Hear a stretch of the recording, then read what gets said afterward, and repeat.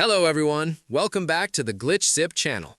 In today's video, I'm going to show you how you can redeem codes inside Supercell, specifically a code for the game Clash Royale.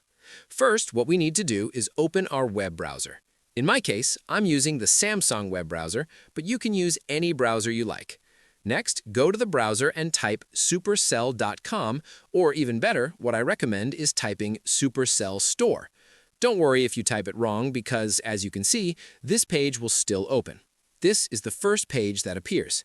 Then, a new page will open where we need to choose the store we want to access. In this case, we're going to select the Clash Royale store and click on it.